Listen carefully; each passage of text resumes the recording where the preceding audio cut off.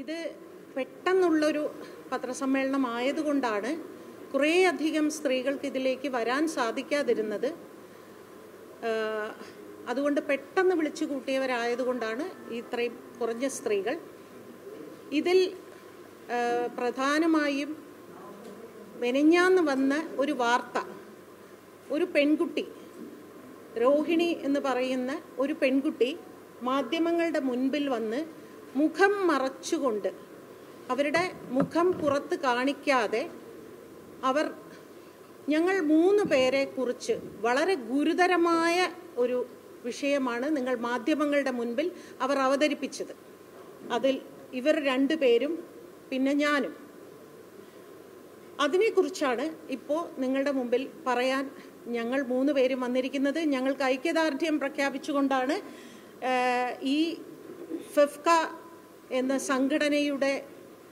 സംഘടനയിലുള്ള മറ്റ് പല വിഭാഗങ്ങളിൽ പ്രവർത്തിക്കുന്ന മേക്കപ്പ്, കോസ്റ്റ്യൂംസ്, ഹെയർ ഡ്രസ്സേഴ്സ്, അങ്ങനെ എല്ലാവരും, ഡബ്ബിംഗ്, അങ്ങനെ എല്ലാവരും ഐക്യദാർഢ്യം പ്രഖ്യാപിച്ചുകൊണ്ടാണ് ഇന്നിവിടെ സംസാരിക്കാൻ വന്നിരിക്കുന്നത്. ആ പെൺകുട്ടി അന്ന് ഞങ്ങൾ 31-ാം തീയതി ഞങ്ങൾ എറണാകുളത്ത് വെച്ച് നടത്തിയ ഫെഫ്കയുടെ കീഴിൽ പ്രവർത്തിക്കുന്ന എല്ലാ സംഘടനകളിലെയും സ്ത്രീകളുടെ ഒരു പൊതുയോഗം വിളിച്ചു കൂട്ടിയിരുന്നു. എന്താണ് ഞങ്ങൾക്ക് പറയാനുള്ളത് എന്ന് ചോദിക്കാനാണ് ഞങ്ങളെ വിളിച്ചു കൂട്ടിയത്. സ്വാഭാവികമായും ഏകദേശം 90ഓളം സ്ത്രീകൾ അന്ന് പങ്കെടുത്തിരുന്നു. അതിൽ ഒരു 3 പേർ അവർ വന്നിറങ്ങുമ്പോൾ തന്നെ ആരോടൊപ്പമാണ് വന്നത്, എന്തിനാണ് വന്നത് എന്നുള്ളത് ഇതെല്ലാം കഴിഞ്ഞപ്പോഴാണ് ഞങ്ങൾക്ക് മനസ്സിലാവുന്നത്. കാരണം ഞങ്ങൾ ഇത് വളരെ ഓപ്പണായിട്ടുള്ളൊരു വിഷയമാകണം എന്നതുകൊണ്ട് തന്നെ 4 ക്യാമറ വെച്ച് ഷൂട്ട് ചെയ്തുകൊണ്ടാണ് ഞങ്ങൾ ആ പൊതുയോഗം ഇവിടെ നടത്തിയത്. ആ പൊതുയോഗത്തിൽ 4 ഭാഗത്തു നിന്നും ക്യാമറ ഓരോരുത്തരെയും ഫോക്കസ് ചെയ്താണ് അത് നടത്തിയത്. അതിൽ ആദ്യം 2 പെൺകുട്ടികൾ വളരെ മുൻധാരണയോടുകൂടി കയറി സംസാരം തുടങ്ങുന്നതിന് മുൻപ് തന്നെ അവർ ഷൗട്ട് ചെയ്യാനാണ് തുടങ്ങിയത്. അതായത് ഈ സംഘടനയെ പൊളിക്കും എന്ന് അർത്ഥം വരുന്ന രീതിയിലാണ് അവർ സംസാരിച്ചു തുടങ്ങിയത്. വളരെ സമചിത്തതയോടുകൂടി എത്രത്തോളം സമാധാനപരമായി നമ്മളത് നേരിടണമോ അത്രത്തോളം സമാധാനപരമായാണ് സംസാരിച്ചത്. പിന്നീട് ഞാൻ സംസാരിക്കാൻ കയറിയപ്പോൾ ഞാൻ എൻ്റെ ജീവിതത്തിൽ നടന്ന കാര്യങ്ങൾ, എൻ്റെ ചെറുപ്പകാലത്തിൽ, ഞാൻ 10 വയസ്സിലാണ് ഈ ഇൻഡസ്ട്രിയിൽ വന്ന് കയറുന്നത്.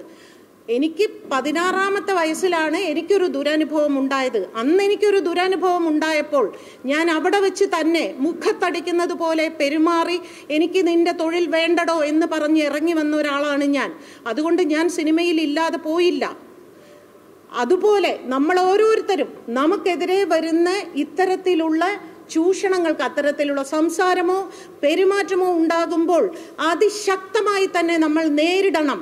അങ്ങനെ നേരിടാനുള്ള ഒരു ശക്തി നമുക്കുണ്ടാകണം. കാരണം നമുക്ക് അത്തരത്തിലുള്ള ഒരു പ്രശ്നം എവിടെയും ഉണ്ടാകാം. ട്രെയിനിലുണ്ടാകാം, ബസ്സിലുണ്ടാകാം, തൊഴിലിടങ്ങളിലുണ്ടാകാം, റോഡിൽ ബസ് കാത്തു നിൽക്കുന്നവർക്കും ഉണ്ടാകാം. ആ ഇടത്തെല്ലാം നമ്മളെ ആരോ സംരക്ഷിക്കാൻ വരുമെന്ന് ഒരു സ്ത്രീയും കരുതരുത്. നമ്മളെ സംരക്ഷിക്കാൻ നമ്മൾ മാത്രമേ ഉള്ളൂ എന്ന രീതിയിൽ ഞാൻ സംസാരിക്കുകയും ഒടുവിൽ ഓരോരുത്തരായിട്ട് എഴുന്നേറ്റ് സംസാരിക്കുകയും ചെയ്തുകൊണ്ടാണ് ആ മീറ്റിംഗ് അന്ന് അവിടെ അവസാനിപ്പിച്ചത്. ഈ നിങ്ങളുടെ മുൻപാകെ വന്ന് നിന്ന് സംസാരിച്ച പെൺകുട്ടി അന്ന് ആ മീറ്റിങ്ങിൽ എഴുന്നേറ്റ് നിന്ന് ഒരക്ഷരം മിണ്ടാതെയാണ് വരികയും പോവുകയും ചെയ്തത്. പക്ഷേ പുറത്തിറങ്ങി അവർ നടത്തിയ ഒരു പത്രസമ്മേളനത്തിൽ വളരെ, എന്താ പറയുക, നിങ്ങൾക്കെല്ലാവർക്കും അറിയാം, ഒരു വിഷയത്തിൽ ഇപ്പം എനിക്ക് മറ്റൊരാളെ കുറിച്ച് പറയാൻ യാതൊരു അവകാശവുമില്ല. എനിക്കുണ്ടായ ദുരനുഭവം എനിക്ക് വേണമെങ്കിൽ സംസാരിക്കാം. അവർക്കൊരു ദുരനുഭവം ഉണ്ടായി എന്ന് ആ ആളുടെ അസാന്നിധ്യത്തിൽ ഒരിക്കലും സംസാരിക്കാൻ പാടില്ലായിരുന്നു. പക്ഷേ അവർ പേരെടുത്തു പറഞ്ഞു, ഞാൻ സ്ത്രീ വിരുദ്ധതയാണ് കാണിച്ചത് എന്ന് പറഞ്ഞു. എന്ത് സ്ത്രീ വിരുദ്ധതയാണെന്ന് എനിക്ക് മനസ്സിലായില്ല. മാത്രമല്ല, നിങ്ങളെല്ലാവർക്കും അറിയാം, ഇവിടെ സ്ത്രീ വിഷയവുമായി എന്ത് ചർച്ചയുണ്ടെങ്കിലും ഞാൻ സ്ത്രീകൾക്ക് വേണ്ടി സംസാരിക്കുന്ന ഒരു വ്യക്തിയാണ്. എന്നെ ഒരു സ്ത്രീ വിരുദ്ധയായി പ്രഖ്യാപിക്കുകയും ഈ 2 പെൺകുട്ടികളുടെ മുഖം പേര് അവർ വളരെ വ്യക്തമായി പറയുകയും ചെയ്തു. നിങ്ങളൊന്ന് ആലോചിച്ച് നോക്കൂ, അവർ മുഖം മറച്ചുകൊണ്ടാണ് സംസാരിച്ചത്. പക്ഷെ ഞങ്ങളെല്ലാം മുഖം കാണിച്ചുകൊണ്ടാണ് ഇപ്പോൾ സംസാരിക്കുന്നത്.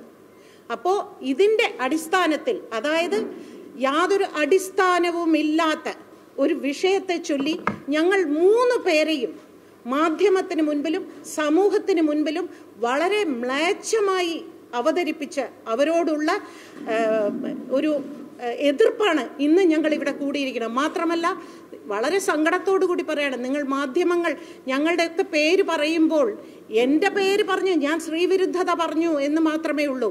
പക്ഷേ ഒന്ന് ആലോചിച്ച് നോക്കൂ, ഈ 2 പെൺകുട്ടികളെ കുറിച്ച് അവരെന്താണ് പറഞ്ഞത്? അതിൽ സത്യമുണ്ടോ, പറയാൻ പാടുണ്ടോ എന്നും ഈ മാധ്യമങ്ങൾ, പല മാധ്യമങ്ങളും ആലോചിച്ചില്ല. എത്ര ഗുരുതരമായ ഒരു പ്രശ്നമാണെന്ന് ഒന്ന് ആലോചിച്ച് നോക്കൂ. അവരുടെ കുടുംബത്തിൽ, അവരുടെ വീടുകൾ, അവരുടെ അമ്മ, അച്ഛൻ, ഭർത്താവ്, സഹോദരൻ, മക്കൾ എല്ലാവരെയും ബാധിക്കുന്ന രീതിയിലാണ് ആ വാർത്തയെന്ന് പോയിരിക്കുന്നത്. ഇതാണോ ഒരു വാർത്ത കൊണ്ടുവരേണ്ട രീതി? ഇങ്ങനെയാണോ ആ പെൺകുട്ടി പുറത്തു വന്ന് സംസാരിക്കേണ്ടത്? നിങ്ങളൊന്ന് പറയൂ. നിങ്ങളുടെ വീട്ടിലൊക്കെ ഇതേപോലെ സ്ത്രീകൾ ജോലിക്ക് പോകുന്നവരുണ്ട്.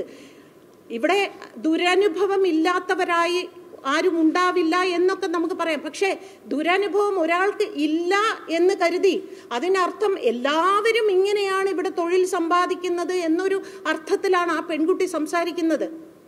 ഞങ്ങൾ ഇതിനെതിരെ അതിശക്തമായി തന്നെ ഞങ്ങൾ പോരാടാൻ തീരുമാനിച്ചിരിക്കുകയാണ്.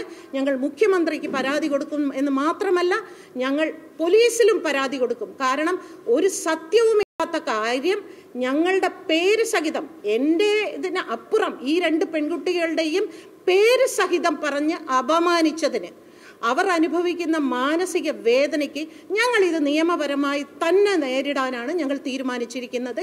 എനിക്ക് നിങ്ങളോട് എല്ലാവരോടും പറയാൻ ഇതാണ്,